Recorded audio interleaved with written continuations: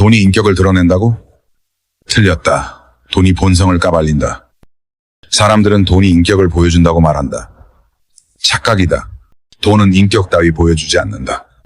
돈은 그보다 훨씬 더 원시적이고 날 것 그대로인 것을 폭로한다. 바로 본성이다. 당신이 아무리 점잖은 척해도, 아무리 도덕적인 척해도 돈 앞에서는 가면이 벗겨진다. 그리고 그 순간 드러나는 것은 당신이 평생 숨겨왔던 진짜 모습이다.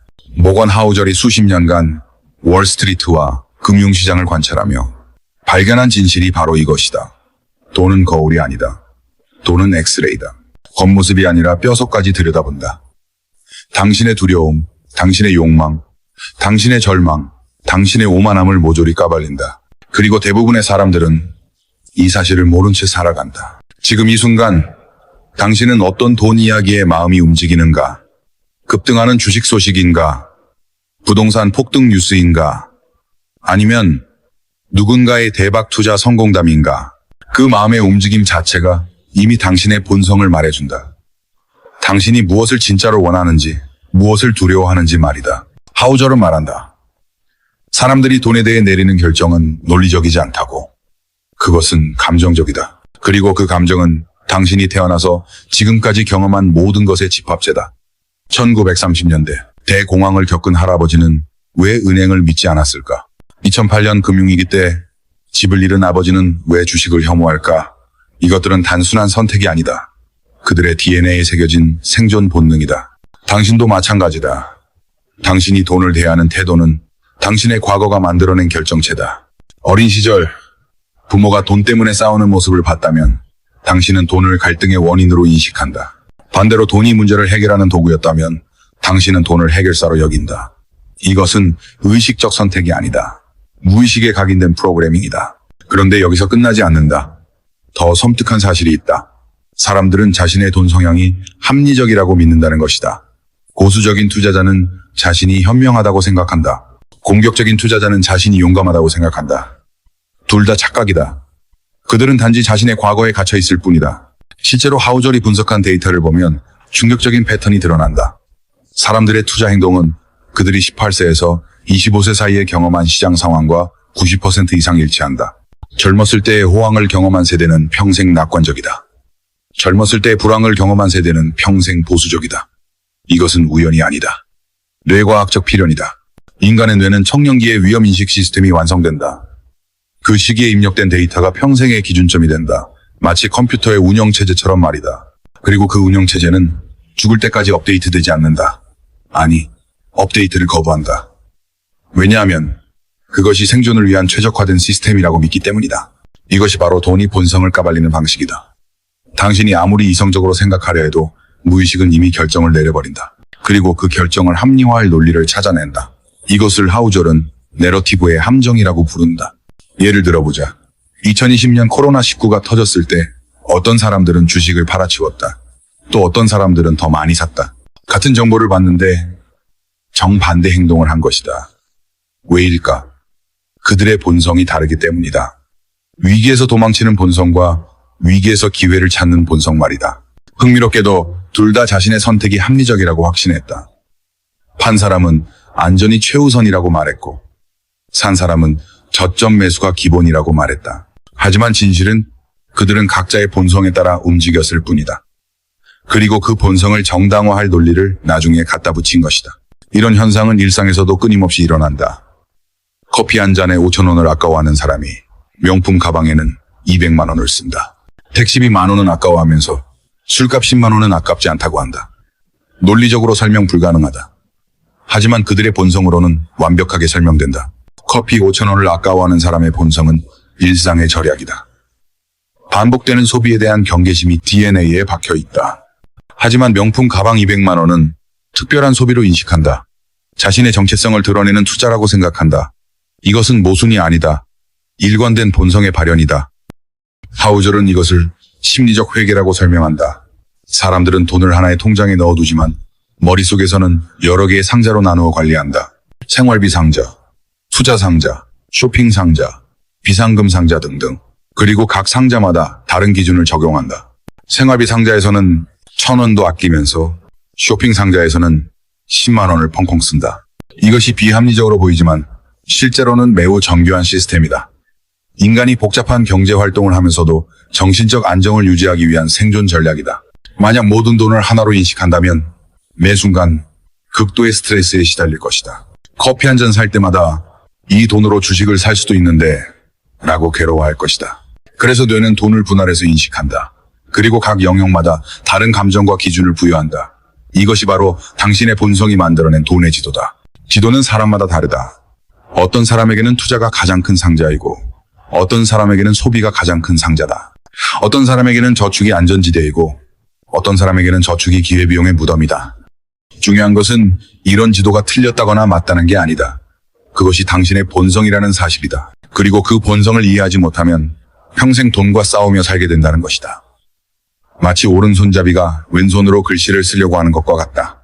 불가능하지는 않지만 극도로 비효율적이고 스트레스만 쌓인다. 하우절이 강조하는 것도 바로 이것이다. 자신의 본성을 알라. 그리고 그 본성에 맞는 돈 관리 시스템을 구축하라. 남의 성공 스토리를 따라하려고 하지 말고 자신만의 길을 찾아라. 워런 버핏의 투자법이 성공적이라고 해서 모든 사람이 따라할 필요는 없다. 버핏의 본성과 당신의 본성은 다르다. 버핏은 어린 시절부터 숫자의 천재적 재능을 보였다. 11세에 첫 주식을 샀고 13세에 신문 배달로 번 돈으로 세금을 냈다. 이것은 단순한 조숙함이 아니다. 타고난 본성이다. 리스크를 계산하고 장기적 관점에서 가치를 판단하는 본성 말이다. 당신이 만약 숫자보다는 사람에게 관심이 많다면, 복잡한 재무제표보다는 직관적 판단을 선호한다면, 그렇다면 버핏의 방식은 당신에게 고문이 될 뿐이다. 대신 당신만의 방식을 찾아야 한다. 사람과 트렌드를 읽는 능력을 활용한 투자, 직관을 믿고 빠르게 결정하는 투자 말이다. 하지만 대부분의 사람들은 이런 자기인식이 부족하다. 그래서 남의 성공담에 휘둘린다. 유튜브에서 한 달에 100만 원 더 벌기라는 제목을 보면 혹한다. 부동산으로 10년 만에 10억 만들기라는 책을 보면 따라하고 싶어진다. 하지만 그것은 그들의 본성에 맞는 방법이었을 뿐이다. 당신의 본성과는 전혀 다를 수 있다. 더 위험한 것은 이런 따라하기가 성공할 때다. 운 좋게 몇 번 성공하면 사람들은 자신이 시스템을 터득했다고 착각한다. 그리고 더 큰 돈을 걸기 시작한다. 그때까지 운이 받쳐줬다면 모르겠지만 운은 언제까지나 지속되지 않는다. 그리고 자신의 본성과 맞지 않는 방법으로 큰 돈을 잃게 된다. 하우절이 관찰한 가장 비극적인 케이스가 바로 이것이다. 보수적 성향의 사람이 공격적 투자로 돈을 벌어보려다가 전 재산을 날리는 경우, 반대로 모험적 성향의 사람이 안전한 투자만 고집하다가 인플레이션의 돈의 가치를 잃는 경우, 둘 다 자신의 본성을 거스른 결과다. 그렇다면 어떻게 자신의 본성을 알 수 있을까? 하우절이 제시하는 방법은 의외로 단순하다. 과거를 돌아보라는 것이다. 당신이 돈 때문에 가장 스트레스를 받았던 순간들을 기억해보라. 그리고 그때 당신이 어떤 선택을 했는지 분석해보라. 예를 들어 주식이 폭락했을 때 당신은 어떻게 반응했는가? 즉시 팔아버렸나? 아니면 더 사서 물 탔나? 그냥 모니터를 끄고 잊어버렸나? 이 반응들은 각각 다른 본성을 의미한다. 즉시 판 사람은 손실 회피 성향이 강하다. 더 산 사람은 역발상 성향이 강하다. 모니터를 끈 사람은 장기 투자 성향이 강하다. 중요한 것은 어떤 반응이 옳고 그르냐가 아니다. 어떤 반응이 당신에게 가장 자연스러웠냐는 것이다. 그리고 그 자연스러운 반응을 기반으로 투자 전략을 세워야 한다는 것이다. 손실 회피 성향이 강하다면 큰 변동성을 감당할 수 없다. 그런 사람에게 고수익 고위험 투자를 추천하는 것은 독을 먹이는 것과 같다. 대신 안정적인 배당주나 채권 중심의 포트폴리오를 구성해야 한다. 수익률은 낮을 수 있지만 그 사람에게는 그것이 최적의 선택이다. 역발상 성향이 강하다면 남들이 팔 때 사고 남들이 살 때 파는 전략이 맞다. 하지만 이런 전략은 극도의 인내심과 확신이 필요하다. 대부분의 시간 동안 손해를 보는 것처럼 느껴지기 때문이다. 그래서 이런 성향의 사람은 충분한 비상금을 확보하고 장기적 관점을 잃지 않도록 자기 관리를 해야 한다. 장기 투자 성향이 강하다면 단기 변동에 신경 쓰지 말고 꾸준히 적립식 투자를 하는 것이 맞다. 매월 일정 금액을 자동으로 투자하고 최소 10년 이상은 건드리지 않는 시스템을 만들어야 한다. 이런 사람들에게 데이 트레이딩이나 단기 투자는 재앙이다. 하지만 여기서 끝이 아니다. 하우절이 발견한 더 깊은 진실이 있다. 사람의 본성은 하나가 아니라는 것이다. 상황에 따라, 시기에 따라, 나이에 따라 다른 본성이 튀어나온다. 20대의 당신과 40대의 당신은 완전히 다른 존재다. 미혼일 때와 기혼일 때, 자녀가 없을 때와 있을 때, 건강할 때와 아플 때 모두 다른 본성을 보인다. 20대에는 시간이 무한하다고 느낀다. 그래서 위험을 감수하고 큰 도전을 한다. 실패해도 다시 시작할 시간이 충분하다고 생각한다. 하지만 40대가 되면 시간의 유한함을 느낀다. 안정성이 수익성보다 중요해진다. 자녀의 교육비, 부모의 의료비, 자신의 노후 준비 등 고려해야 할 것들이 산더미처럼 쌓인다. 이것은 성장이나 변화가 아니다. 상황에 맞는 적응이다. 사자는 평상시에는 하루 20시간을 잠으로 보내지만 사냥할 때는 시속 80km로 달린다. 둘 다 사자의 본성이다. 상황에 따라 다른 본성이 활성화되는 것이다. 인간도 마찬가지다. 여유가 있을 때는 관대하고 장기적으로 생각한다. 하지만 위기가 닥치면 즉각적이고 보수적으로 변한다. 이것을 모순이라고 비판할 수는 없다. 생존을 위한 자연스러운 반응이다. 문제는 대부분의 사람들이 이런 변화를 예상하지 못한다는 것이다. 20대에 세운 재정 계획을 40대까지 그대로 고수하려고 한다. 평상시의 투자 전략을 위기 상황에서도 동일하게 적용하려고 한다. 이것은 마치 여름옷을 겨울에도 입으려고 하는 것과 같다. 하우저는 이것을 계획의 착각이라고 부른다. 사람들은 미래의 자신도 현재의 자신과 같을 거라고 착각한다. 하지만 미래의 당신은 지금의 당신과 완전히 다른 우선순위, 다른 두려움, 다른 욕망을 가질 것이다. 그리고 그때 가서 지금의 계획을 뒤엎을 것이다. 그래서 진짜 현명한 사람은 변화를 전제로 계획을 세운다. 20대에는 공격적으로 투자하되 30대에는 균형을 맞추고 40대에는 보수적으로 전환할 여지를 남겨둔다. 평상시에는 성장주에 투자하되 위기 때는 현금 비중을 늘릴 수 있는 유연성을 확보한다. 이것이 바로 하우절이 말하는 적응적 투자다. 고정된 원칙이 아니라 변화하는 본성에 맞춰 진화하는 전략이다. 마치 물처럼 그릇에 따라 모양을 바꾸면서도 본질은 잃지 않는 것이다. 그런데 여기서 더 중요한 깨달음이 나온다. 돈이 본성을 까발린다는 사실을 안다면 그것을 역으로 활용할 수 있다는 것이다. 돈을 거울로 사용해서 자신을 더 깊이 이해할 수 있다. 자신도 몰랐던 본성을 발견할 수 있다. 예를 들어 당신이 투자할 때 어떤 종목에 끌리는지 관찰해보라. 기술주의인가, 배당주의인가, 부동산인가, 금인가. 각각의 선호는 당신 내면의 서로 다른 욕망을 반영한다. 기술주를 선호한다면 당신은 변화와 성장을 추구하는 본성이 강하다. 새로운 것에 대한 호기심이 많고 미래에 대한 낙관적 전망을 가지고 있다. 하지만 동시에 불확실성에 대한 불안도 크다. 기술주의 높은 변동성이 당신에게 스릴과 공포를 동시에 준다. 배당주를 선호한다면 당신은 안정성과 예측 가능성을 중시하는 본성이 강하다. 꾸준한 현금 흐름을 통해 심리적 안정감을 얻으려고 한다. 하지만 동시에 큰 성장의 기회를 놓치는 것에 대한 아쉬움도 있다. 그래서 가끔 성장주에 눈길을 돌리기도 한다. 부동산을 선호한다면 당신은 실물에 대한 신뢰가 강하다. 눈으로 보고 손으로 만질 수 있는 것에서 안정감을 느낀다. 또한 레버리지를 통한 큰 수익에 대한 욕망도 있다. 하지만 동시에 유동성 부족에 대한 불안도 가지고 있다. 금을 선호한다면 당신은 시스템에 대한 불신이 강하다. 정부, 은행, 화폐에 대한 근본적 의구심을 가지고 있다. 극단적 상황에 대비하려는 본능이 강하다. 하지만 동시에 기회비용에 대한 걱정도 있다. 금이 오를 때는 만족하지만 주식이 오를 때는 아쉬워한다. 이런 분석을 통해 당신은 자신의 깊은 내면을 들여다볼 수 있다.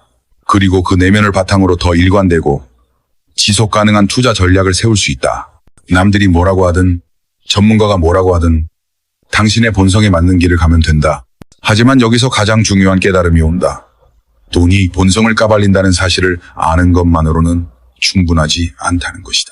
그 본성을 받아들이고 그것과 화해해야 한다는 것이다. 대부분의 사람들은 자신의 본성을 부정하려고 한다. 보수적인 성향인데 공격적인 투자자가 되려고 한다. 단기적 성향인데 장기 투자를 강요한다. 감정적인 성향인데 완전히 논리적으로 판단하려고 한다. 이것은 자신과의 전쟁이다. 그리고 이 전쟁에서는 항상 본성이 이긴다. 하우절이 강조하는 것은 본성과의 협력이다. 본성을 바꾸려고 하지 말고 본성을 활용하라는 것이다. 보수적이라면 그 보수성을 극대화하라. 공격적이라면 그 공격성을 최적화하라. 감정적이라면 그 감정을 시스템으로 만들어라. 예를 들어 감정적으로 투자하는 성향이라면 감정을 억누르려고 하지 말고 감정을 규칙으로 만들어라. 두려울 때는 매도하고 흥분할 때는 매수한다가 아니라 두려움이 최고조에 달했을 때 매수하고 흥분이 최고조에 달했을 때 매도한다로 바꾸는 것이다. 단기적 성향이라면 장기 투자를 강요하지 말고 단기 투자를 체계화하라. 데이 트레이딩을 하되 엄격한 손절 규칙과 리스크 관리 시스템을 만들어라. 매일 소액으로 거래하되 전체 자산의 일정 비율만 위험에 노출시켜라. 이런 방식으로 접근하면 자신과 싸우는 스트레스가 사라진다. 대신 자신의 강점을 최대한 활용할 수 있게 된다. 그리고 무엇보다 지속 가능해진다. 자신의 본성에 맞지 않는 방법은 아무리 좋아도 오래 지속할 수 없다. 하지만 본성에 맞는 방법은 평생 사용할 수 있다. 여기서 하우절이 발견한 또 다른 놀라운 사실이 있다. 사람들이 돈으로 진짜 사려고 하는 것은 물건이 아니라는 것이다. 사람들이 돈으로 사려고 하는 것은 감정이다. 안정감, 자유로움, 인정받는 느낌, 특별함, 소속감 등등. 명품 가방을 사는 사람은 가방을 사는 게 아니다. 남들에게 인정받고 싶은 마음을 사는 것이다. 보험에 가입하는 사람은 보장을 사는 게 아니다. 불안감을 덜어내고 싶은 마음을 사는 것이다. 부동산에 투자하는 사람은 집을 사는 게 아니다. 안정감과 소속감을 사는 것이다. 이것을 이해하면 돈의 진짜 의미가 보인다. 돈은 교환의 수단이 아니라 감정의 수단이다. 사람들은 돈을 통해 자신이 원하는 감정 상태를 만들려고 한다. 그런데 여기서 치명적인 함정이 있다. 대부분의 사람들은 잘못된 감정을 사려고 한다는 것이다. 진짜 원하는 것과 돈으로 살 수 있다고 생각하는 것 사이에 거대한 착각이 있다. 사람들이 진짜 원하는 것은 충분함이다. 더 이상 걱정하지 않아도 되는 상태, 더 이상 남과 비교하지 않아도 되는 상태, 더 이상 증명하지 않아도 되는 상태 말이다. 하지만 이 충분함은 절대적 숫자가 아니다. 상대적 감정이다. 연봉 5천만 원으로도 충분함을 느끼는 사람이 있고 연봉 5억 원으로도 부족함을 느끼는 사람이 있다. 차이는 돈이 아니라 마음가짐이다. 더 정확히 말하면 비교 대상이다. 연봉 5천만 원이지만 주변 사람들도 비슷하게 산다면 충분하다고 느낀다. 연봉 5억 원이지만 주변에 연봉 50억 원인 사람들이 있다면 초라하다고 느낀다. 이것이 바로 하우절이 말하는 상대적 부의 함정이다. 사람들은 절대적 부가 아니라 상대적 부를 추구한다. 그리고 이 상대적 부는 끝이 없다. 아무리 많이 벌어도 더 많이 버는 사람이 있기 때문이다. 아무리 좋은 차를 사도 더 좋은 차가 있기 때문이다. 아무리 큰 집에 살아도 더 큰 집이 있기 때문이다. 이것이 현대인들이 돈에 미치는 이유다. 진짜 필요해서가 아니라 상대적 우위를 위해서다. 남보다 앞서가야 한다는 강박, 뒤처지면 안 된다는 두려움, 인정받아야 한다는 욕망이 돈을 향한 끝없는 욕구를 만들어낸다. 하지만 하우절은 이런 게임에서 벗어날 방법이 있다고 말한다. 바로 비교 대상을 바꾸는 것이다. 남과 비교하지 말고 과거의 자신과 비교하라. 옆집과 비교하지 말고 작년의 자신과 비교하라. 작년보다 조금이라도 나아졌다면 그것으로 충분하다. 10년 전보다 조금이라도 안정되었다면 그것으로 의미 있다. 이런 비교를 하면 감사함을 느낄 수 있다. 그리고 감사함을 느끼는 순간 더 이상 남의 성공이 괴롭지 않다. 남의 성공을 보고 괴로워하는 이유는 그것이 자신의 부족함을 드러내는 것처럼 느껴지기 때문이다. 하지만 과거의 자신과 비교한다면 남의 성공은 그냥 남의 일이 된다. 축하해 줄 수는 있어도 질투할 이유는 없다. 이것이 바로 진짜 부자들의 마음가짐이다.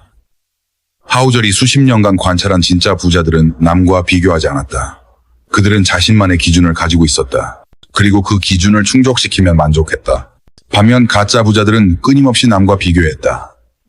더 비싼 차, 더 큰 집, 더 화려한 생활을 통해 자신의 지위를 과시하려고 했다. 그리고 그 과시 때문에 진짜 부를 잃었다. 수입보다 지출이 많아져서 부채에 허덕이게 되었다. 이것이 바로 부의 역설이다. 부자처럼 보이려고 하는 사람들이 진짜 부자가 되지 못한다. 부자처럼 보이는 것과 부자가 되는 것은 정반대 방향이다. 부자처럼 보이려면 돈을 써야 하고 부자가 되려면 돈을 모아야 한다. 하우절이 분석한 데이터에 따르면 고소득자들 중 상당수가 실제로는 자산이 별로 없다. 높은 소득을 모두 소비로 돌리기 때문이다. 반면 중간소득이지만 꾸준히 저축하고 투자한 사람들이 더 많은 자산을 보유하고 있다. 이것은 단순한 수학이다. 소득에서 지출을 뺀 나머지가 자산이 된다. 소득이 높아도 지출이 더 높으면 자산은 마이너스다. 소득이 보통이어도 지출을 통제하면 자산은 플러스다. 너무나 당연한 이야기지만 대부분의 사람들이 놓치는 진실이다. 왜 놓칠까? 감정 때문이다. 소득이 늘어나면 자신이 더 많이 쓸 자격이 있다고 느낀다. 승진하면 더 좋은 차를 사야 한다고 생각한다. 보너스를 받으면 더 비싼 옷을 입어야 한다고 생각한다. 이것들은 논리적 판단이 아니라 감정적 반응이다. 하우절은 이것을 라이프 스타일 인플레이션이라고 부른다. 소득이 늘어나는 속도보다 지출이 늘어나는 속도가 더 빠른 현상이다. 그리고 이 현상은 거의 모든 사람에게 일어난다. 의식적으로 저항하지 않으면 자동으로 발생한다. 문제는 이런 라이프스타일 인플레이션이 한번 시작되면 되돌리기 어렵다는 것이다. 한번 올라간 생활 수준을 낮추는 것은 극도로 고통스럽다. 뇌가 그것을 손실로 인식하기 때문이다. 그래서 사람들은 소득이 줄어들어도 지출을 줄이지 못한다. 대신 빚을 내서라도 기존 생활 수준을 유지하려고 한다. 이것이 바로 중간층의 함정이다. 소득은 높지만 자산은 없고 부채는 많은 상태. 겉으로는 잘 사는 것처럼 보이지만 실제로는 매우 불안정한 상태. 한 달만 소득이 끊어져도 큰 문제가 생기는 상태.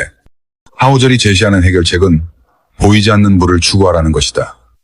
남들이 보기에는 평범해 보이지만 실제로는 튼튼한 자산을 가진 상태 말이다. 화려한 소비 대신 조용한 저축, 과시용 지출 대신 투자용 지출을 선택하라는 것이다. 보이지 않는 부의 대표적인 예가 워런 버핏이다. 세계에서 손꼽히는 부자지만 60년 전에 산 집에서 지금도 살고 있다. 20년 된 차를 타고 다닌다. 맥도날드에서 아침을 먹는다. 이것을 구두쇠라고 비판하는 사람들이 있지만 그것은 표면만 보는 것이다.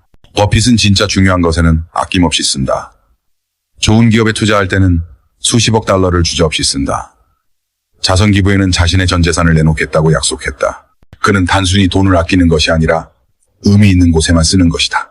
이것이 바로 진짜 부자들의 사고방식이다. 모든 지출을 의미와 목적으로 판단한다. 이 돈을 써서 내가 진짜 원하는 것을 얻을 수 있는가? 이 돈을 써서 내 인생이 진짜 나아질 것인가? 이런 질문을 끊임없이 던진다. 반면 가짜 부자들은 지출을 감정으로 판단한다. 이것을 사면 기분이 좋을 것 같은가? 이것을 사면 남들이 부러워할까? 이것을 사지 않으면 초라해 보일까? 이런 감정에 휘둘려서 돈을 쓴다. 하우절이 강조하는 것은 이런 감정적 지출을 완전히 없애라는 게 아니다. 감정적 지출도 필요하다. 다만 그것을 의식적으로, 계획적으로 하라는 것이다. 감정적 지출을 위한 예산을 따로 책정하고 그 범위 내에서만 하라는 것이다. 예를 들어 매월 소득의 10%는 기분 좋은 소비를 위해 쓰기로 정한다. 그리고 그 돈으로는 죄책감 없이 원하는 것을 산다. 맛있는 음식을 먹거나 예쁜 옷을 사거나 재미있는 경험을 한다. 하지만 그 10%를 넘어서는 감정적 지출은 하지 않는다. 이렇게 하면 두 가지 효과가 있다. 첫째, 감정적 욕구를 충족시킬 수 있어서 스트레스가 줄어든다. 둘째, 나머지 90%는 체계적으로 관리할 수 있어서 자산이 늘어난다. 금욕과 방종 사이의 균형점을 찾는 것이다. 그런데 여기서 가장 어려운 부분이 나온다. 바로 충분함의 기준을 정하는 것이다. 언제까지 모을 것인가? 얼마나 되면 충분한가? 이 질문에 명확한 답을 가진 사람은 거의 없다. 하우절이 관찰한 바에 따르면 명확한 목표가 없는 사람들은 영원히 모으기만 한다. 아무리 많이 모아도 조금만 더라고 생각한다. 그리고 정작 돈을 써야 할 때가 와도 쓰지 못한다. 평생 모으기만 하고 누리지는 못하는 것이다. 반대로 명확한 목표가 있는 사람들은 그 목표에 도달하면 만족한다. 그리고 그 이후의 돈은 다른 목적으로 사용한다. 자선 기부를 하거나 경험에 투자하거나 가족을 위해 쓴다. 돈을 수단으로 사용하는 것이다. 그렇다면 어떻게 충분함의 기준을 정할 수 있을까? 하우절이 제시하는 방법은 최악의 시나리오를 기준으로 하는 것이다. 만약 내가 일을 할 수 없게 된다면, 만약 경제가 크게 나빠진다면, 만약 예상치 못한 큰 지출이 생긴다면, 이런 상황에서도 버틸 수 있는 돈이 충분한 돈이다. 구체적으로는 생활비의 25배 정도를 목표로 하라고 제안한다. 예를 들어 한 달 생활비가 300만 원이라면 9억 원 정도가 목표다. 이 정도면 4% 수익률로도 연간 3,600만 원, 즉 월 300만 원의 소득을 만들어낼 수 있다. 더 이상 일하지 않아도 되는 상태, 즉 경제적 자유를 달성한 상태다. 물론 이 숫자는 개인마다 다를 수 있다. 더 보수적인 사람은 30배, 40배를 목표로 할 수도 있고 더 공격적인 사람은 20배를 목표로 할 수도 있다. 중요한 것은 구체적인 숫자를 정하는 것이다. 그래야 언제 멈춰야 할지 알 수 있다. 이런 목표가 있으면 돈을 모으는 과정이 게임처럼 재미있어진다. 매달 자산이 늘어나는 것을 보면서 목표에 얼마나 가까워졌는지 체크할 수 있다. 그리고 목표에 도달했을 때의 성취감은 어떤 소비로도 얻을 수 없는 만족감을 준다. 하지만 여기서 또 다른 함정이 있다. 목표에 도달하고 나서도 계속 모으려고 하는 것이다. 이미 충분한데도 조금만 덜하는 생각을 멈추지 못하는 것이다. 이것은 돈을 수단이 아니라 목적으로 여기는 것이다.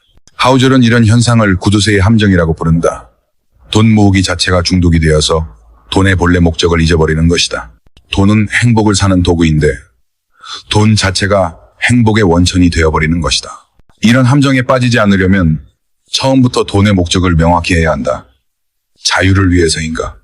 안전을 위해서인가? 가족을 위해서인가? 꿈을 위해서인가?